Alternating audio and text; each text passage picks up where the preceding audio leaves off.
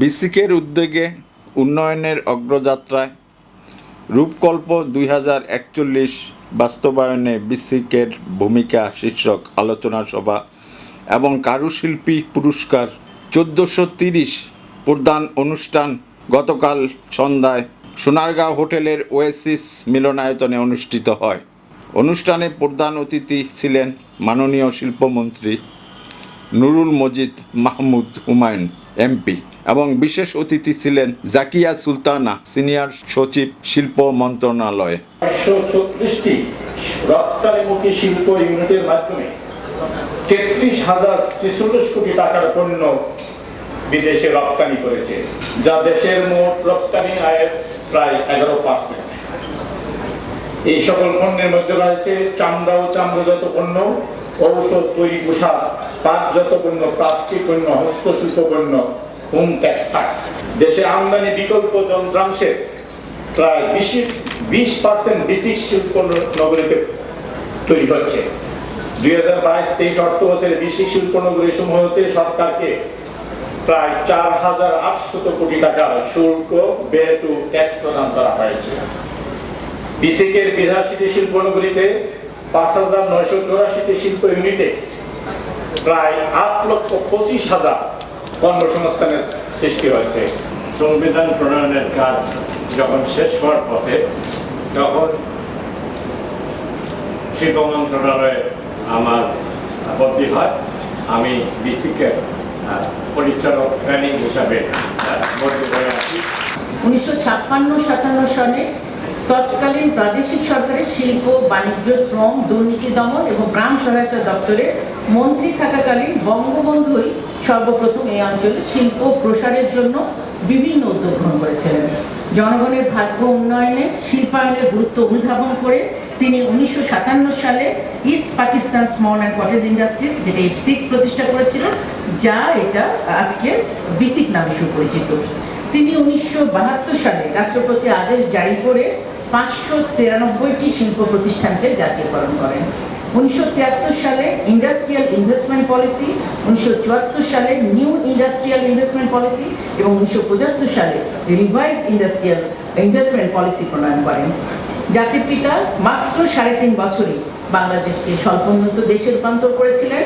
বঙ্গবন্ধু বলেছিলেন, আমি কোট করছি, একটি সুষ্ঠু জাতি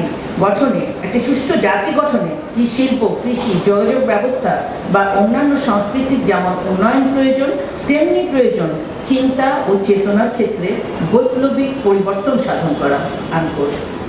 আজকের যে রূপকল্প 2041 এটির সাথে সামঞ্জস্য রেখে বাংলাদেশকে একটি উচ্চ আয়ের দেশে রূপান্তরের লক্ষ্যে বিসিকের ভূমিকা যে কতটা গুরুত্বপূর্ণ তা আমরা সবাই জানি। তিনিও একজন ঐতিহাসিক ব্যক্তি আমি বলবো, কারণ ইতিহাসের যে রাজা, আমাদের জাতির জনক বঙ্গবন্ধু শেখ মুজিবুর রহমান, যার নেতৃত্বে তিনি অর্থনৈতিক মুক্তির জন্য আমরা আন্দোলন করেছি। তার সে জীবদ্দশায় তিনি অত্যন্ত তরুণ বয়সে মন্ত্রিত্ব পেয়ে প্রথমেই পূর্ব পাকিস্তানের পূর্ব বাংলার কথা তিনি ভেবেছেন এবং সেটা শুধু ভাবেননি, তিনি তৎকালীন অত্যন্ত জোরালো ভাষায় পার্লামেন্টে তিনি তুলে ধরেছেন সে পাকিস্তানিকে। তারই সেই যাত্রা আজকে এই বিসিক, আমরা আজকে তার সুযোগ্য কন্যা জানাচ্ছি শেখ হাসিনা, যিনি বিশ্বের অর্থনীতির একটি টালমাটাল অবস্থায় আজকে বাংলাদেশের মতো একটি দেশকে, জনবহুল দেশকে অত্যন্ত দৃঢ়তার সাথে, সাহসিকতার সাথে আজকে বাজেট পেশ করলাম আমরা কিছুদিন। সেটা আমরা কিভাবে পরিচালনা করব, কিভাবে দেশ চলবে এই অবস্থার মধ্যে, সেটি একটু পূর্ণাঙ্গ বিস্তৃত দেখেছেন ইতিমধ্যেই। আমাদের ব্যবসায়ী মহল সবাই দেখেছে, সাংবাদিক যারা আছেন তারা দেখেছেন। যে সেই বিষয়ে আমি যেতে চাই না, আমাদেরকে পথ চলতেই হবে। আমাদেরকে আমরা দেশটা আমাদের কোনো কেউ অনুদান দিয়ে যায়নি, আমাদের স্বাধীনতা কারো অনুদান নয়, আমরা অর্জন করেছি একেবারে 30 লক্ষ মা বোনের রক্তে, আমরা যারা সবাই। কারণ এটার একটা উদ্দেশ্য ছিল অর্থনৈতিক মুক্তি। তা আজকে মূল প্রবন্ধক, তিনি একজন ঐতিহাসিক ব্যক্তি, তার সুযোগ হয়েছে বঙ্গবন্ধুর সাথে কাজ করার, তিনি অত্যন্ত কাছে থেকে তাকে দেখেছেন। আমি মনে করি তিনি ভাগ্যবান। আমরা বঙ্গবন্ধুর নেতৃত্বে রাজপথে মিছিল করেছি, স্লোগান দিয়েছি, স্বাধীনতা যুদ্ধ করেছি, সব আছে, কিন্তু বঙ্গবন্ধুর সঙ্গে কাজ করার সুযোগ হয় না। তবে ভাগ্যবান যে আজকে বঙ্গবন্ধুর কন্যা, সুযোগ্য কন্যা, তার সঙ্গে আজকে আমরা কাজ করছি। বিশেষ করে আমি দ্বিতীয়বারের মতো শিল্পমন্ত্রী হিসাবে কাজ করছি আমার সুযোগ্য সহকর্মীদের নিয়ে।